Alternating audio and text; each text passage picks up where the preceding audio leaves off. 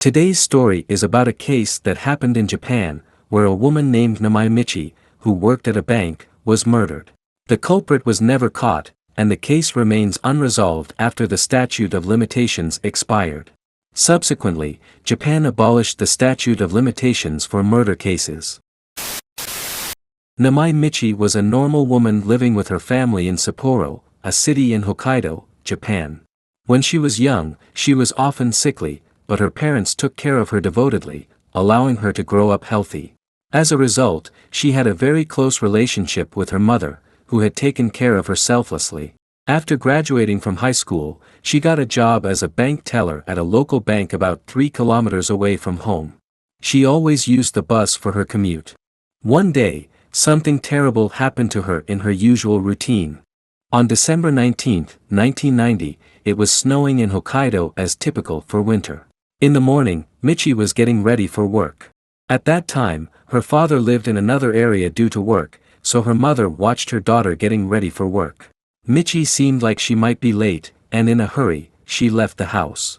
Her mother said that was the last time she saw her daughter's back. Fortunately, Michi arrived at the bank safely and started her work. Her colleagues said she finished work around 8 p.m. and left for home.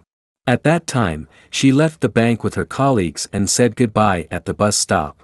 She usually took the bus from there to go home, but for some reason, she didn't return home even late at night. Michi had never stayed out without notice, so her mother worried but waited for her to come home, thinking she would return. However, she didn't come home that day. The next morning, Michi's mother found something near the house. It was footprints in the snow piled up overnight. Thinking someone had passed by the house, she followed the footprints, which led to an empty lot next to the house. There, she found Michi's hat.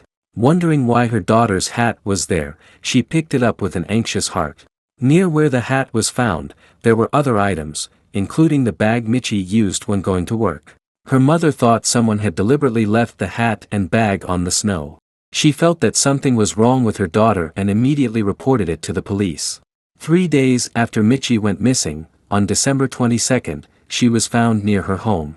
Despite being near her home, the reason she hadn't been found earlier was that someone had hidden her body in a pile of snowballs. The autopsy revealed that Michi had signs of attack on several parts of her body, including her neck. Additionally, her clothes were somewhat disheveled when found, and considering the location of the discovery, it was estimated that she was attacked and lost her life after getting off the bus on her way home from work, about 120 miles away from where she lived. The investigation found Michi's bag and other belongings near the discovery site, along with footprints left behind. From these clues, the police estimated that Michi was forcibly taken away after getting off the bus on her way home from work and was attacked and lost her life about 120 miles away from her home.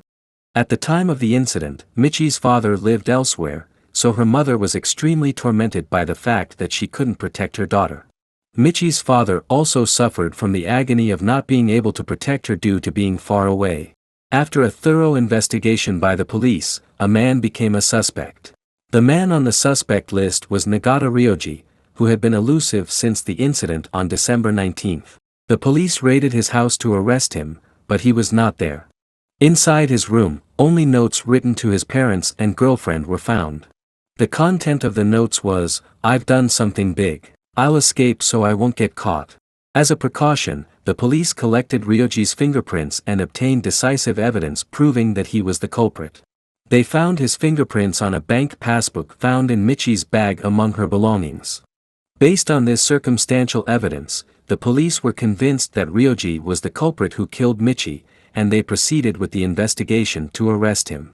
Ryoji was a man who worked at a factory and a restaurant. He was a high school graduate like Michi and was her junior by 2 years.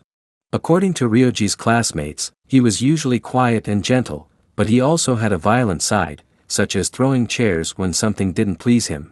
There were rumors that they were dating since they were from the same high school, but during the police investigation, it was found that they didn't have much acquaintance with each other, and there was no evidence of a relationship. During the investigation into Ryoji's whereabouts, the police discovered that he had contacted an acquaintance.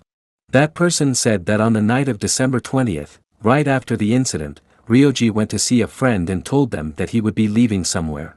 Moreover, At around 3 a.m. that day, Ryoji made a call to a woman, crying and saying that he might not come back alive and wouldn't be able to meet her on Christmas. After this call, he went into hiding, and soon after, he was put on the wanted list. Despite numerous reports from witnesses nationwide, there was not much reliable information, and the investigation didn't progress. Amidst this, a shocking tip came to a TV program that dealt with unresolved cases. The informant was a woman who knew Ryoji. According to her, 7 years after the incident in 1997, Ryoji called her. He testified that Ryoji was still alive somewhere. However, despite this testimony, Ryoji remained at large, and over time, Michi's father passed away due to illness around February 2002. Michi's family reported that her father blamed himself for not catching the culprit who killed his daughter until his death. Michi's mother, left alone, offered a reward of $2,000 for solving the case, but Ryoji was never caught, and in December 2005, the statute of limitations expired. As a result, Ryoji was no longer criminally liable, but Michi's mother never gave up.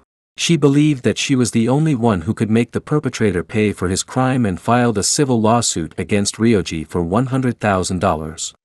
When reporters asked Michi's mother about the reason for the lawsuit, she replied, "Even if the culprit walks in front of the police, they can't arrest him now that he's no longer criminally responsible. That's why I thought it would be better to file a lawsuit." In March 2008, the court clearly acknowledged Ryoji as the culprit and ruled in favor of Michi's mother, ordering Ryoji to pay $6,000 in damages. While the statute of limitations for murder was abolished in Japan in 2010, Ryoji's statute of limitations was earlier, leaving him without criminal responsibility, and he still had not been found. Michi's mother said, "When I think about how my daughter was trembling in fear and cold on the day of the incident while I was comfortably staying in a warm room, I feel ashamed in front of my daughter. The culprit was protected by the statute of limitations, but we were left outside the bounds of the law and couldn't do anything.